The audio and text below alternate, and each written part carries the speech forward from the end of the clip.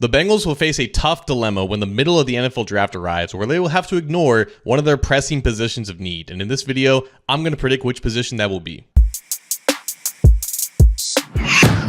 Hi again, Bengals fans. John Sheeran of A to Z Sports Cincinnati here, and as the draft is now just 2 weeks away, something has become very obvious to a lot of you, and if it's not, then luckily, it's very easy to explain. The Bengals still have plenty of roster needs that they would like to address before this part of the offseason transitions to offseason workouts and such, and they only have 6 draft picks. And 6 may be the number on paper, but in reality, the Bengals really only have 3 or 4. And I say that because if you are expecting either a 5th or a 6th round pick to come in and be an instant contributor for your team, let alone a future starter like Chase Brown and Andre Yosevich have become, then you're playing with fire. And in reality, the Bengals have less than a handful of actual swings that they can take to fill these needs with actual day one contributors, and even that may be too generous. So as the draft gets closer and closer, and there's skepticism about the Bengals being able to move back at any point in this draft and gaining more draft capital, gaining more swings to actually fill these needs with the proper intention and care, it becomes obvious that they're going to enter day 3 without addressing one of those needs with one of these premium picks. So the question becomes,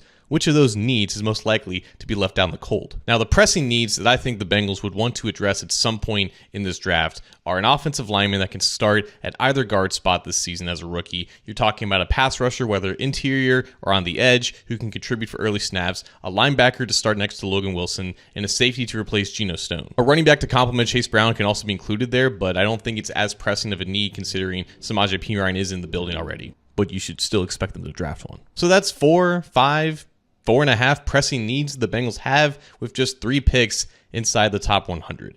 Something's getting left out. Let's try to work backwards and eliminate them as we go. For starters, I do think an offensive lineman, probably a guard tackle type player, is going to be picked within the first 3 rounds. I don't think necessarily it's going to be pick number 17. I think Kelvin Banks Jr. makes a ton of sense there, but there's been no reported contact between him and the Bengals at the combine or a top 30 as of yet. I do think he would be the best option for that role with the first round pick, but I don't even know if Banks is going to be available for them to draft 17th overall. They definitely don't like to trade up in the first round, so I think a lot of their contacts has been with day 2 offensive linemen. That's the range I think they will address. I don't think they're going to wait until round 4 to solve that like they did with Cordell Volson a couple years ago. I think they want to get out ahead of that. Now, as for the other side of the defensive line, I am on record for predicting Ole Miss defensive tackle Walter Nolan for being the Bengals' first round pick. I'm not moving off of that, especially after he came into town this week for a top 30 visit combined with meeting with the Bengals at the combine. That's a pretty strong indicator that there's strong interest there. And if they don't end up getting Nolan, they're still keeping tabs on some of these day 2 defensive tackles. You're talking about Toledo's Darius Alexander. I'm not sure if that's officially reported yet, but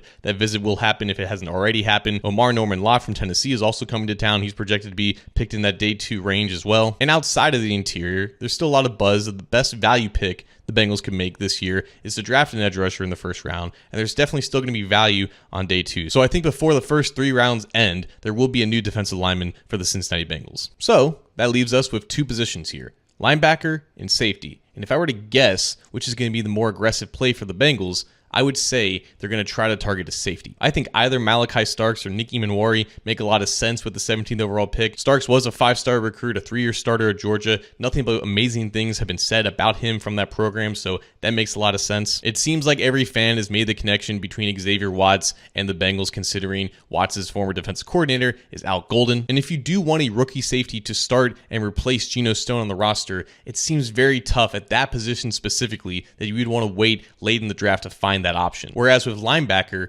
Al Golden was the linebackers coach the last time he was here, and he got a lot of production out of day 3 picks like Marcus Bailey, Akeem Davis-Gaither, Clay Johnson was an undrafted free agent, so was Joe Bocci. A lot of those guys played quality snaps under Golden's direction as the position coach. And the new linebackers coach, Mike Hodges from the New Orleans Saints, is regarded as one of the best linebacker coaches in the game. This isn't necessarily a strong linebacker class by any means, so it's not like there's going to be a plethora of quality options in rounds 4 and beyond, but if there was a position where the Bengals can trust their coaches to find a potential diamond in the rough, I think it would be this position. You got to remember that here in Cincinnati, the coaching staff plays a direct hand-in-hand role with a smaller than average scouting department, so their influence goes a long way. And because I believe that one of the strengths of this defensive staff under Al Golden is their eye for talented linebacker, I think that's a position where they're going to really trust their instincts and try to find a late round gem. That is, of course, if they don't draft one earlier, because that's how the board fell. So that's what I think, but I want to hear what you guys think. Which position do you think the Bengals may not prioritize as heavily when the NFL draft actually arrives? Let me know in the comments below.